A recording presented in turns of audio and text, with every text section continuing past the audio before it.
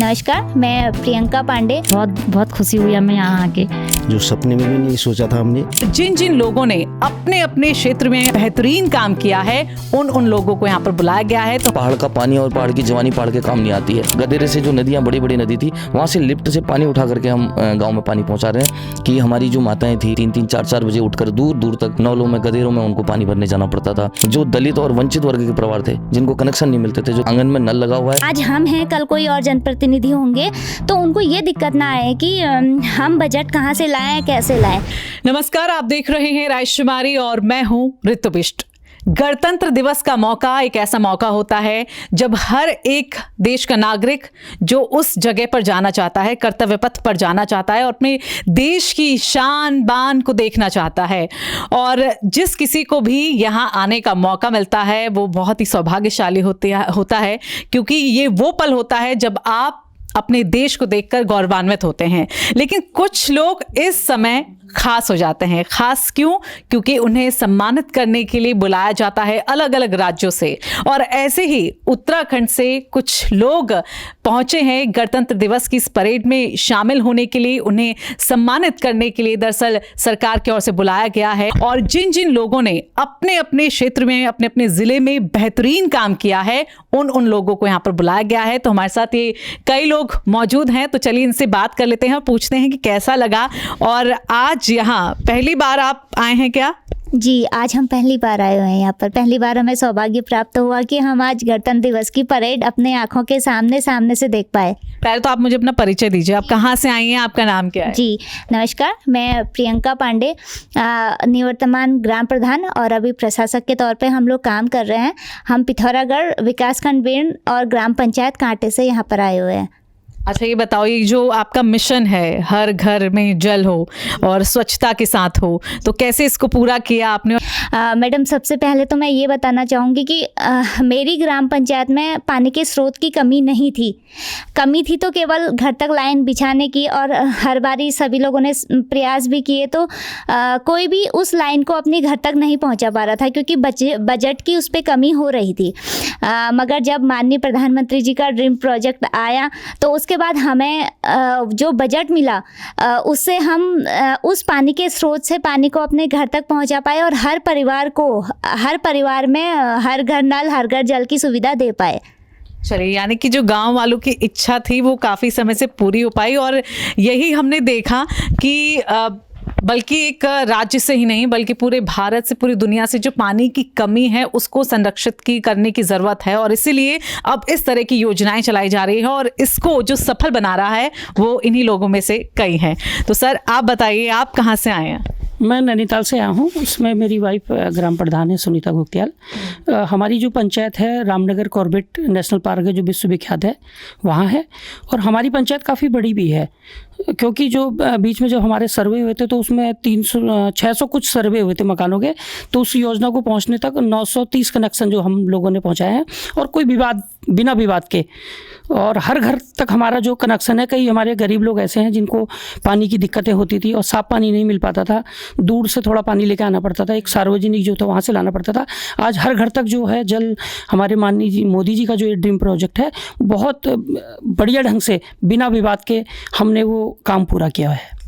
सम्मानित करना, और वो भी एक ऐसे खास दिन जब आपका पूरा जो भारत है वो एक जगह पर आ जाता है, कैसा लगता है? ये तो पहले आप सभी को मेरा नमस्कार। मैं जिला नैनीताल से और कान्या रामनगर से मैं निवर्तमान प्रधान रह चुकी हूँ। बड़ी ये सौभाग्य की बात है कि हमें ये उपराष्ट्रपति जी ने हमें आज यहाँ इनवाइट किया है। हमने कभी सोचा भी नहीं था ये मोदी जी के जल मिशन के वजह से हमें यहाँ आना पड़ेगा। बहुत खुशी हुई हमें यहाँ आके। अच्छा, पहली बार आई हैं ऐसे परेड देखने? जी, बहुत पहली बार में आपको सम्मानित किया गया है, आपको बिल्कुल एकदम निमंत्रण दिया गया है। बहुत धन्यवाद। मैं राष्ट्रपति जी का भी बहुत धन्यवाद करना चाहती हूँ, जो हमने कभी सोचा भी नहीं था कि हम यहाँ अपनी आंखों के सामने इतना बड़े मंच में वो देखेंगे ये प्रोग्राम। बहुत अच्छा लगा हमें। तो चलिए, कुछ और लोग हैं उनसे भी हम बात कर लेते हैं। आप बताइए सर, आप कहाँ से आए हैं? नमस्कार, मैं दया कृष्ण खोलिया, जिला बागेश्वर, विकासखंड बागेश्वर, ग्राम पंचायत वलना से हूँ। और मैं पहली बार ये सम्मानित हमें किया गया जल जीवन मिशन के तौर पे भारत सरकार जल शक्ति मंत्रालय द्वारा। तो बड़ी खुशी हुई और इतना बड़ा मंच हमें मिला जो सपने में भी नहीं सोचा था हमने, तो हमें आज सौभाग्य, इसके लिए मैं भारत सरकार और उत्तराखंड सरकार का आभार व्यक्त करता हूँ। आपके बेहतरीन काम के लिए आपको यहाँ पर नवाजा गया है, सम्मानित किया है ना। मुझे बताओ कि क्या कभी, हमेशा होता है ना कि कभी कुछ आप अच्छा करते हो तो कुछ ना कुछ अड़चने आती हैं, कुछ ना कुछ चुनौतियाँ आती हैं, क्या कुछ चुनौती का सामना आपने किया? चुनौतियाँ काफ़ी हैं। हमारा जो परिवेश है, जो पहाड़ का जो वो है वो परिवेश, तो काफ़ी टिपिकल है पहाड़ों में काम करना, और पहाड़ों की स्थिति इस टाइप की है कि हमें बहुत मुश्किल से हमने कार्य किए। और पानी पे जो अभी बहुत बड़ा प्रोजेक्ट प्रधानमंत्री जी का जल जीवन मिशन था, ये बहुत अच्छा, इससे लगभग हमारी सभी परिवारों को स्वच्छ पेयजल उपलब्ध हुआ है। तो क्या ये अब आगे कायम रहेगा या यहीं तक सीमित हो गया?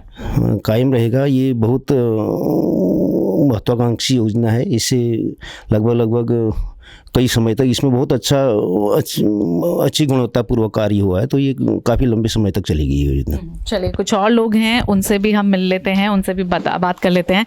आप बताइए, आप कहाँ से आए हैं? मैं मोहित पाठक, ग्राम पंचायत ठाटा, विकास खंड लोहागढ़, जिला चंपावत से आया हूँ जी। तो आप बताइए, आप पहली बार आए थे यहाँ पे? हाँ, मुझे तो पहली बार आने का सौभाग्य मिला। कैसा अनुभव लगा जब आपके सामने से एक एक करके परेड जा रही है, राज्य की झांकियाँ जा रही है, फिर उत्तराखंड की झांकी आई है, उसके बारे में बताइए। बहुत गौरव महसूस हुआ, बहुत खुशी हुई है और बहुत गर्व की अनुभूति है कि आज अपनी सेना के जाबाजों को मुझे देखने का अवसर मिला। और इसके साथ साथ पूरे भारतवर्ष से तमाम जो सांस्कृतिक कलाकार आए थे, एक मंच पर आकर उनके जो झांकियाँ उनकी थी, उनको देखने का जो मुझे लगा तो बहुत अच्छा लगा, और मेरे जीवन का एक बहुत सुखद अनुभव है। ऐसी कल्पना भी नहीं थी। और आदरणीय प्रधानमंत्री जी और हमारे प्रदेश के यशस्वी मुख्यमंत्री जी और जल शक्ति मंत्रालय का मैं आभार प्रकट करता हूँ कि उन्होंने मुझे यहाँ पर आमंत्रित किया। अच्छा, ये मिशन सफल हो पाया है आप लोगों की दिशा के चलते ही, है ना। आपने क्या दिशा और किस दिशा के तहत इसको एकदम सफल बनाने की कोशिश की? देखिए, जो इससे जल जीवन मिशन से पहले स्थिति गांव में ये होती थी कि हमारी जो माताएं थी, गांव का जीवन आप जानते हैं कि सवेरे 3-3, 4-4 बजे उठकर दूर दूर तक नौलों में, गधेरों में उनको पानी भरने जाना पड़ता था। और जब बहुत जहाँ स्रोत थे, बहुत पुरानी लाइन बनी थी 30-40 साल से, तो वो लाइनें भी क्षतिग्रस्त थी। और जैसे ही जल जीवन मिशन आया, पहले बजट की कमी रहती थी, तो पर्याप्त मात्रा में बजट मिला और हमने अपना जो हमारा स्रोत था उसका भी संरक्षण किया। हमने 2 बड़े टैंक भी बनाए जिनमें हम पानी स्टोरेज करते हैं। और उसके बाद सबसे बड़ी बात है कि पहले जब ऐसा रहता था कि उसके रखरखाव के लिए कोई पैसा नहीं मिलता था, आज सरकार ने पूरी योजना बनाने के साथ साथ उसकी निगरानी, उसका रखरखाव भी हमको दिया हुआ है। और बहुत खुशी की बात होती है कि जो दलित और वंचित वर्ग के परिवार थे, जिनको कनेक्शन नहीं मिलते थे, जो गरीब लोग कनेक्शन नहीं ले पाते थे, आज ग्राम सभा के जो प्रत्येक नागरिक है, प्रत्येक परिवार है, उसके आंगन में नल लगा हुआ है और नल से शुद्ध पेयजल की आपूर्ति हो रही है और पूरे योजना का रखरखाव अच्छे से हो रहा है। और एक कहावत थी कि जैसे पहाड़ का पानी और पहाड़ की जवानी पहाड़ के काम नहीं आती है। और हो क्या रहा था कि पानी की समस्या से लोग पलायन कर रहे थे, लेकिन आदरणीय प्रधानमंत्री जी की इस योजना से आज गाँव में पलायन रुका है, लोग स्वरोजगार के लिए आगे बढ़े हैं। और जो पानी जहाँ पर कहीं से स्रोत से आ ही नहीं सकता था, वहाँ पर भारत सरकार ने लिफ्ट पेयजल योजना, हम गदेरे से जो नदियाँ, बड़ी बड़ी नदी थी, वहाँ से लिफ्ट से पानी उठा करके हम गाँव में पानी पहुँचा रहे हैं। तो जो पानी कभी हमारे हाथ नहीं आता था, आज पानी हमारे हाथ आया है और पलायन भी रुका है। और हमारी सबसे बड़ी जो खुशी है वो आज इस प्रधानमंत्री जी की इस महत्वाकांक्षी योजना से आज माताएं बहनें बहुत खुश हैं कि उनको दूर दूर नहीं जाना पड़ता है, उनके समय की बचत हुई। पहले लंबी लाइनें लगती थी, आज पूरा गांव खुश है। और मैं आभारी हूं कि पूरे ज़िले से अगर हमारे काम को देखते हुए हमारे जो विभाग है जल संस्थान, उसने हमें चयनित करा, तो मैं इसके लिए भी आभार प्रकट करता हूं कि आज ये सब कुछ देखने को मिला। और आगे भी चाहूँगा सरकार से कि इस योजना के रखरखाव, क्योंकि योजना तो बन गई है, लेकिन उसका मेंटेनेंस और रखरखाव के लिए भी समय समय पर सरकार करे, तो इससे बड़ा जो मैं कहूँगा कि एक आमूल-चूल परिवर्तन हो ही नहीं सकता। समाज परिवर्तन के लिए बहुत अच्छी योजना है। बिल्कुल बिल्कुल, बहुत सही बात इन्होंने कही कि जल ऐसा है, हम शहरों की बात नहीं करें बल्कि गाँव की भी बात करें तो बहुत मुश्किल हो जाता है गाँव में भी इस तरह से जल को संरक्षित करना। क्योंकि जैसा कि इन्होंने बोला कि महिलाएं बहुत खुश है, कई बार हमने देखा कि महिलाएं प्रसव में होती हैं या कभी इस तरह से तकलीफ़ों में होती है कि पहाड़ चढ़ती हैं तो गिर जाती हैं, बहुत ऐसी अनहोनी की खबरें भी आई हैं। लेकिन ये बहुत अच्छी पहल और एक बहुत अच्छी जो सोच प्रधानमंत्री ने रखी है कि हर घर तक हम ऐसे नल पहुंचाएं ताकि माताओं बहनों को दिक्कतें ना हो, और यही जो है कहीं ना कहीं सफलता की ओर आगे बढ़ता हुआ यहाँ पर दिख रहा है। हम पहले कहते थे आदमियों के लिए, आम लोगों के लिए ही पीने को पानी नहीं है, फिर जानवर कैसे पिएगा, लेकिन जानवर भी हमारे लिए मूल्य रखते हैं, तो अब कैसे? मैडम, पहले सबसे आप लोगों का धन्यवाद। मैं ये कहना चाहता हूँ, मैं हूँ रानीखेत से। पहले हमारे गांव में बहुत पानी की समस्या होती थी। और अभी हमने मोदी जी ने जो हमारे ये पानी का वो किया है, इस पानी से हमने 2 गांव को पानी हमने सब कर रखा काम। तो पहले क्या होता था कि हम लोग कभी गिद्धर से पानी लाते थे, नौले से पानी लाते थे, फिर तो पूरा दिनचर्या उनका पानी लाने में ही ख़त्म हो जाता था। तो बीच में अब ये स्कीम आई, ये स्कीम से कम से कम ये है कि आपको वो कष्ट कम हुआ और अपना पानी आपके घर के सामने आ गया है। और उस पानी से हमने जानवर हैं, पक्षी हैं, वो हैं, और पेड़ पौधे हैं, सबको उनका बेनिफिट उसको अच्छा मिला है। अच्छा, कई बार ऐसा होता है कि हम जब आगे बढ़ते हैं ना, आगे जब हमें सुविधाएं मिलती है तो हमारे पीछे की जो विरासत है वो ख़त्म हो जाती है। नौले गधेरों की अगर मैं बात करूँ, नौलों को हमें पूजा जाता है, तो क्या वो ख़त्म हो जाएंगे, वो विलुप्त हो जाएंगे अगर ऐसी ये चलती रही तो? नहीं, मैं बताना चाहूँगा आपको, जल जीवन मिशन की यही बहुत बड़ी खूबसूरती है।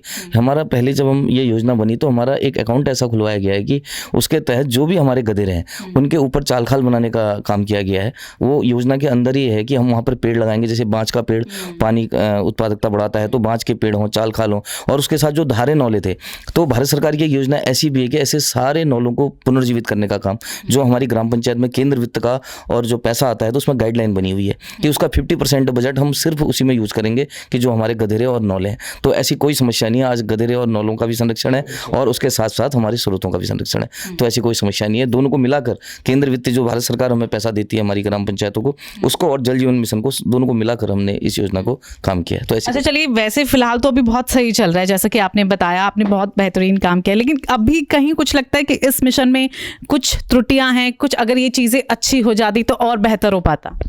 त्रुटियाँ यह है कि हम तो मैम रामनगर में रहते हैं और रामनगर थोड़ा सा प्लेन्स एरिया में आता है, तो वहाँ काफ़ी प्लान बढ़ चुका है। जैसे मैंने आपको बोला था कि जब वो सर्वे हुआ था उसमें 600 कुछ घर थे और जब मिशन पूरा हुआ तो वो 930 लोगों तक हमने पानी पहुँचाया। तो उस हिसाब से थोड़ा सा कठिनाइयाँ हम लोगों में आ सकती हैं। जो घर तेज़ी से बढ़ रहे हैं, कॉलोनियाँ कट रही हैं, तो उनके लिए थोड़ा सा व्यवस्थाएं थोड़ा सुधारनी पड़ेंगी। हाँ, वो ये बात हमारी विभाग से भी है, विभाग ने भी उसमें आगे विचार किया है।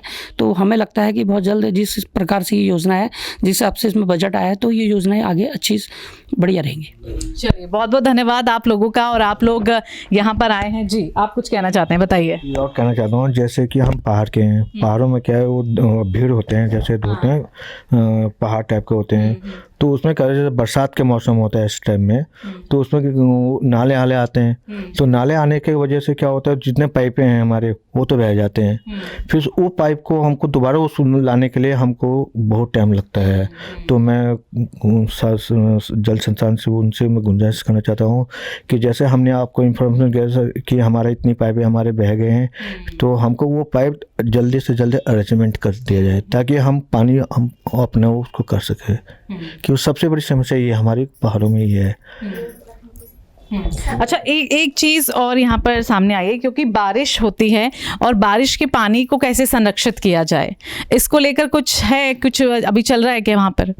मैडम, बारिश के पानी को लेकर तो अभी योजनाएं बनी रही हैं, जैसे बरसाती टैंक वगैरह हो गए और चाल खाल खंतियाँ हैं, जैसे उनमें बारिश का पानी रुक जाए, क्योंकि ये काम तो चल ही रहा है। अभी जो हमारा पंचायत का भी बजट आता है उस पर भी हम लोग उस पानी के लिए ज़रूर खर्च करते हैं। उसके लिए बरसाती टैंक है हमारे, और जैसे हमारी छत हैं, कोई सरकारी भवन है, तो इस पर काम लगातार चल रहा है कि पानी हमारा गधेरे से आता है। गधेरे, और क्योंकि होता लगातार अगर इधर उधर बारिश हो गई, सारा पानी गधेरे में इकट्ठा होता है, तो उसकी वजह से कहीं ना कहीं कुछ दिक्कतें आती हैं।